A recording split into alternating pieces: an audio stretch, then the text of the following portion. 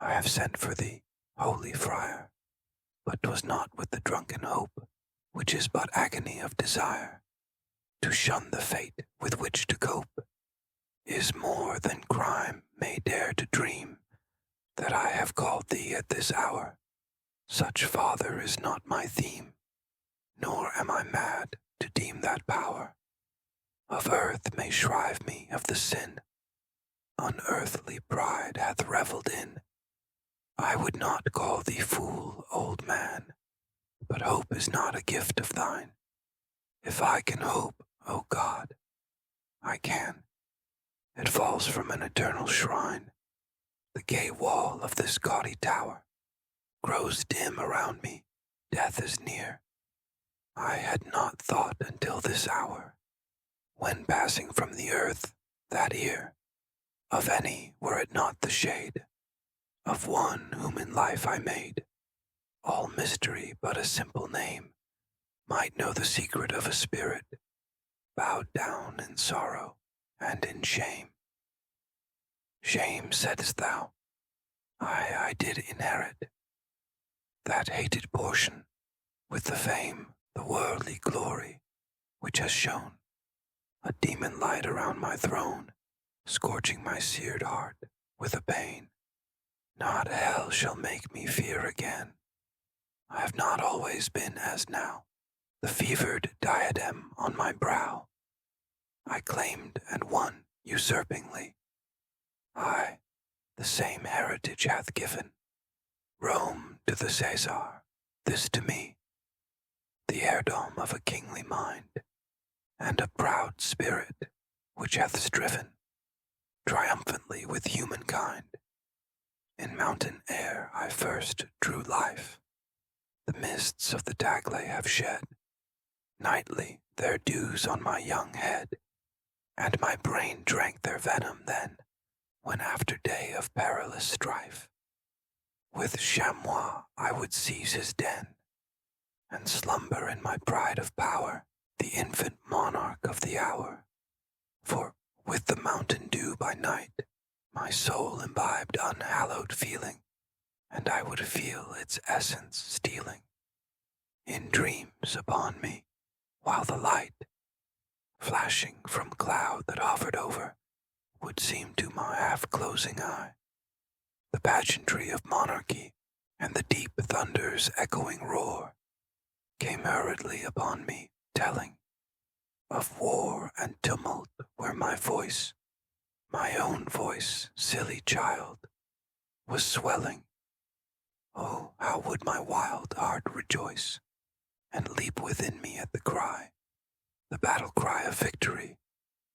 The rain came down upon my head, but barely sheltered, and the wind passed quickly o'er me, but my mind was maddening, for 'twas man that shed laurels upon me, and the rush, the torrent of the chilly air, gurgled in my pleased ear the crush of empires with the captive's prayer, the hum of suitors, the mixed tone of flattery round a sovereign's throne.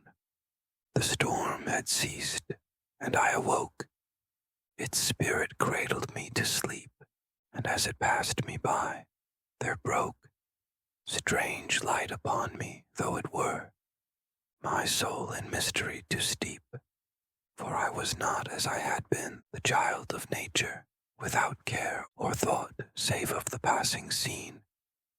My passions, from that hapless hour, usurped a tyranny which men have deemed, since I have reached to power, my innate nature, be it so.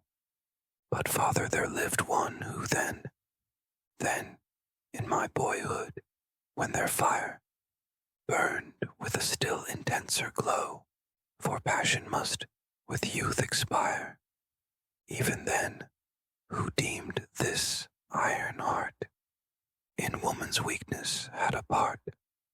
I have no words, alas, to tell the loveliness of loving well, nor would I dare attempt to trace the breathing beauty of a face which even to my impassioned mind leaves is not its memory behind.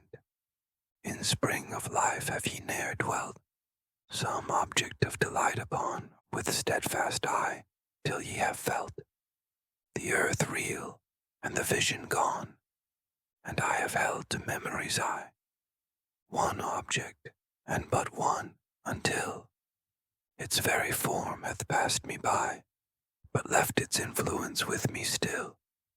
'Tis not to thee that I should name.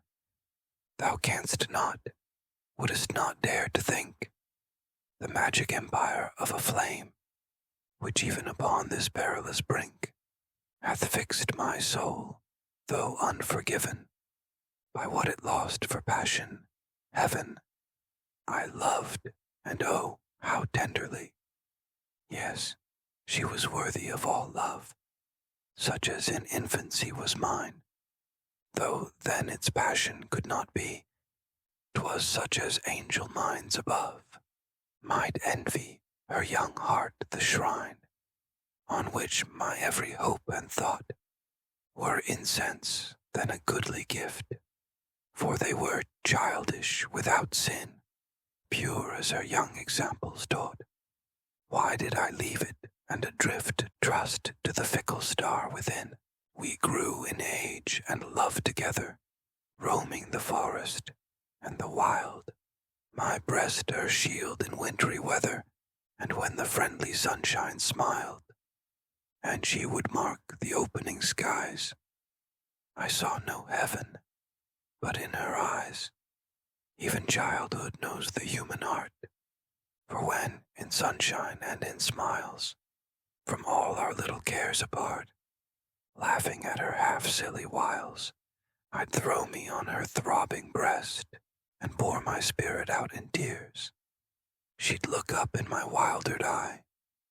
There was no need to speak the rest, no need to quiet her kind fears. She did not ask the reason why.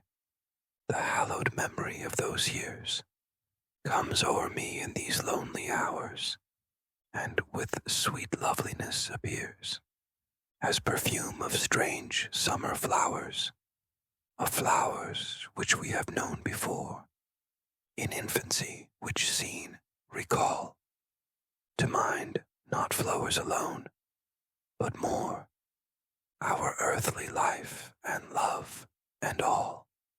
Yes, she was worthy of all love, even such as from the accursed time my spirit with the tempest strove, when on the mountain peak alone ambition lent it a new tone, and bade it first to dream of crime. My frenzy to her bosom taught, we still were young, no purer thought dwelt in a seraph's breast than thine, for passionate love is still divine. I loved her as an angel might, with ray of the all-living light, which blazes upon Edis's shrine. It is not surely sin to name, with such as mine, that mystic flame. I had no being but in thee, the world with all its train of bright and happy beauty, for to me all was an undefined delight.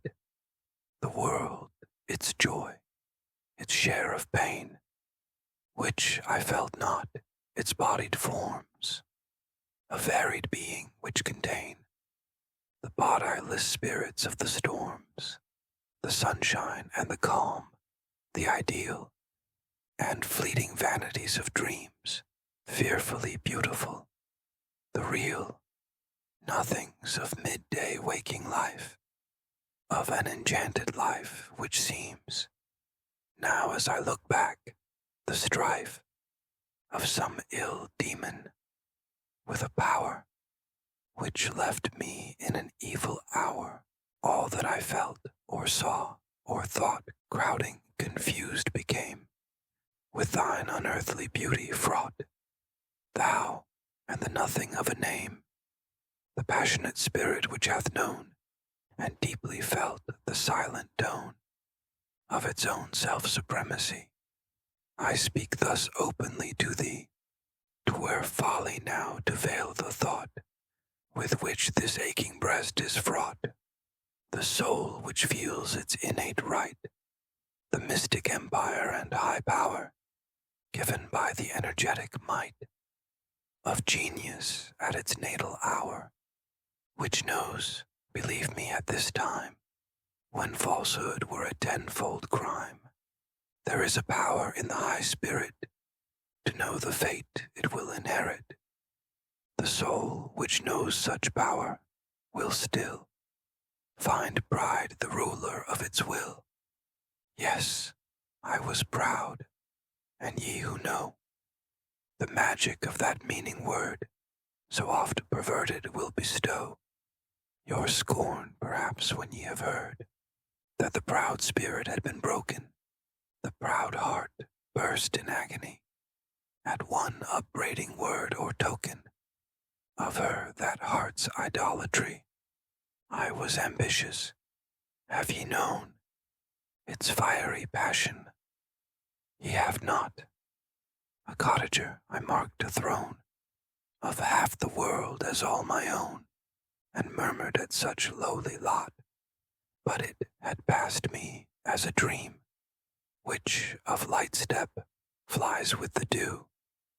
That kindling thought did not the beam of beauty which did guide it through the livelong summer day oppress my mind with double loveliness.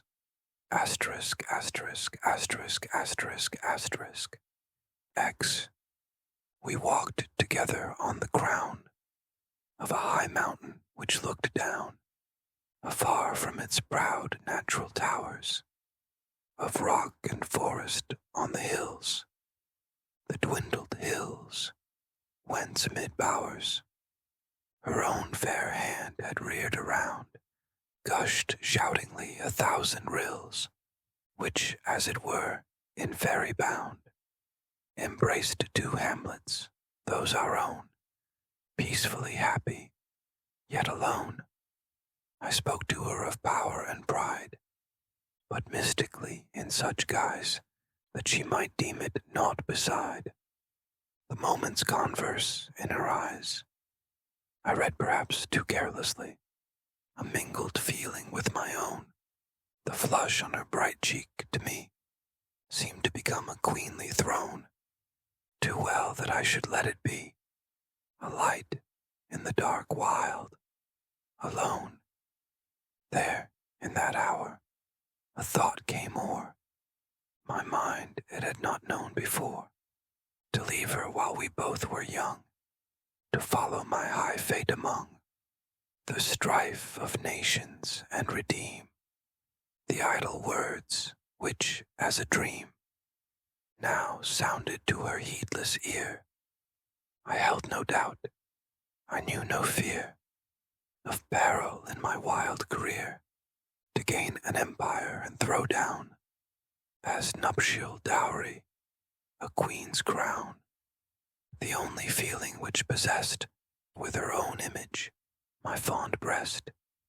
Who that had known the secret thought of a young peasant's bosom then had deemed him in compassion aught but one whom fantasy had led astray from reason among men. Ambition is chained down nor fed, as in the desert where the grand, the wild, the beautiful conspire with their own breath to fan its fire. With thoughts such feeling can command, unchecked by sarcasm and scorn of those who hardly will conceive that any should become great born in their own sphere, will not believe that they shall stoop in life to one whom daily they are wont to see, familiarly whom fortune's sun hath ne'er shone dazzlingly upon, lowly and of their own degree. I pictured to my fancy's eye her silent, deep astonishment, when, a few fleeting years gone by, foreshort the time my high hope lent to its most desperate intent, she might recall in him whom fame had gilded with a conqueror's name, with glory such as might inspire, perforce, a passing thought of one whom she had deemed in his own fire, withered and blasted, who had gone, a traitor, violate of the truth, so plighted in his early youth, her own Alexis who should plight the love he plighted then again, and raise his infancy's delight, the bride and queen of Tamerlane. One noon of a bright summer's day, I passed from out the matted bower, where in a deep, still slumber lay my Ada. In that peaceful hour a silent gaze was my farewell. I had no other solace than to wake her and a falsehood tell of a feigned journey where again to trust the weakness of my heart to her soft thrilling voice to part. Thus haply while in sleep she dreamed of long delight, nor yet had deemed awake that I had held the thought of parting were with madness fraught. I knew not woman's heart, alas, though loved and loving, let it pass. I went from out the matted bower and hurried madly on my way, and felt with every flying hour that bore me from my home more gay. There is of earth an agony, which ideal still may be, the worst ill of mortality. 'Tis bliss in its own reality, too real to his breast who lives, not within himself but gives a portion of his willing soul to God and to the great whole, to him whose loving spirit will dwell with nature in her wild paths, tell of her wondrous ways, and telling bless her overpowering loveliness, a more than agony to him, whose failing sight will grow dim with its own living gaze upon that loveliness around the sun, the blue sky, the misty light of the pale cloud therein, whose hue is grace to its heavenly bed of blue, dim, though looking on all bright. O God, when the thoughts that may not pass will burst upon him, and alas, for the flight on earth to fancy given, there are no words, unless of heaven. Look round thee now on Samarcand. Is she not queen of earth, her pride, above all cities, in her hand, their destinies, with all beside, of glory which the world hath known? Stands she not proudly and alone? And who her sovereign? Timuri, whom the astonished earth hath seen, with victory on victory redoubling age, and more, I ween, the Zingis yet re-echoing fame. And now, what has he? What? A name. The sound of revelry by night comes o'er me with the mingled voice of many with a breast as light as if 'twere not the dying hour of one in whom they did rejoice, as in a leader, happily, power its venom secretly imparts. Nothing have I with human arts. 16th, when fortune marked me for her own, and my proud hopes had reached a throne, it boots me not, good friar, to tell a tale the world but knows too well, how by what hidden deeds of might I clambered to the tottering height. I still was young, and well I ween, my spirit what it e'er had been, my eyes were still on pomp and power, my wildered heart was far away.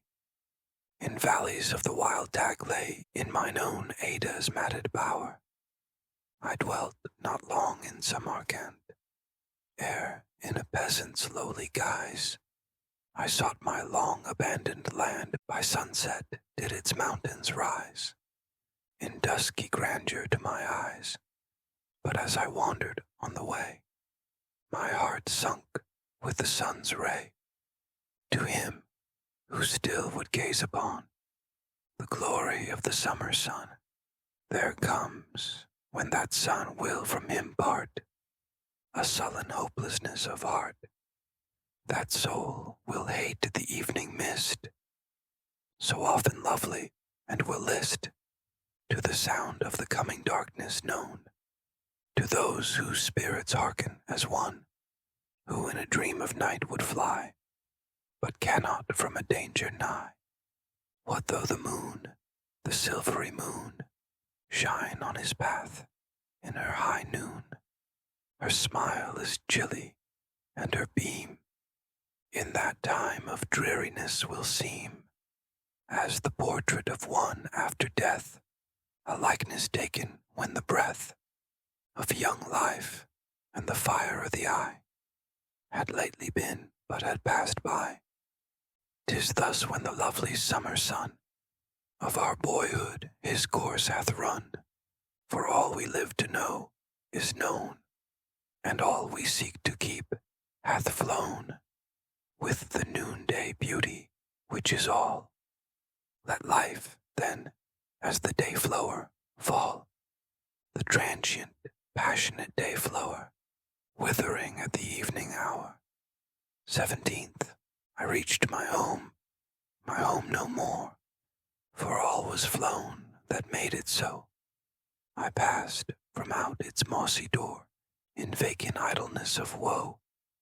There met me on its threshold stone a mountain hunter I had known in childhood, but he knew me not. Something he spoke of the old cot. It had seen better days, he said. There rose a fountain once, and there full many a fair flower raised its head, but she who reared them was long dead, and in such follies had no part. What was there left me now? Despair, a kingdom for a broken heart.